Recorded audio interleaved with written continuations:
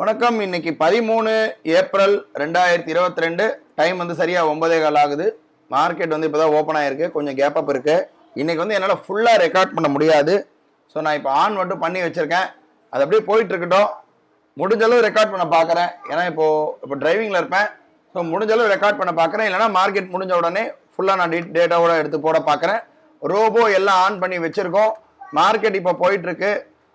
இப்போதைக்கு பார்த்தீங்கன்னா எம்டிஎம் வந்து ஏதாவது இன்னும் ட்ரேட் எதுவும் எடுக்கல. எல்லாமே கிளியராக எல்லாம் ரெடியாக இருக்குது. ஸோ வெயிட் பண்ணி பார்ப்போம். செகண்ட் கேண்டில் போயிட்டுருக்கு, எந்த சைடு போகுதுன்றதை பார்ப்போம். இன்றைக்கி முடிஞ்ச அளவு நான் போட பார்க்குறேன். இல்லைனா மார்க்கெட் முடிஞ்ச உடனே கூட போட பார்க்குறேன். வெயிட் பண்ணி பார்ப்போம். மூணாவது கேண்டில் போயிட்டுருக்கு. இது செல் எடுக்கிற மாதிரி இருக்குது. செல் எடுத்துருச்சு. செல் எடுத்திருக்கு. ரோபோவில் எடுத்திருக்கு. நெஸ்ட்லையும் எடுத்திருக்கு. 38,000 புட் ஆப்ஷன் எடுத்திருக்கு. எம்டிஎம் பார்க்குறோம். ஒரு 200 ரூபா கிட்ட இருக்கு. வெயிட் பண்ணி பார்ப்போம். நேரம் வந்து 12 மணி 20 நிமிஷம் ஆகுது. ஆக்சுவலாக ஆல்ரெடி நான் ட்ரைலிங் போட்டு வச்சுருந்தேன். ஆட்டோமேட்டிக்காக அந்த ட்ரைலிங் ஆகி நமக்கு இன்னைக்கு ப்ராஃபிட் புக் ஆகிடுச்சு.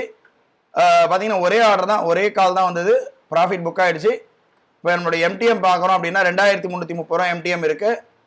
இதோட வந்து நாளைக்கு மார்க்கெட் லீவு. திங்கள் வந்து ஒரு புது ட்ரேடில் சந்திக்கலாம். நன்றி, வணக்கம்.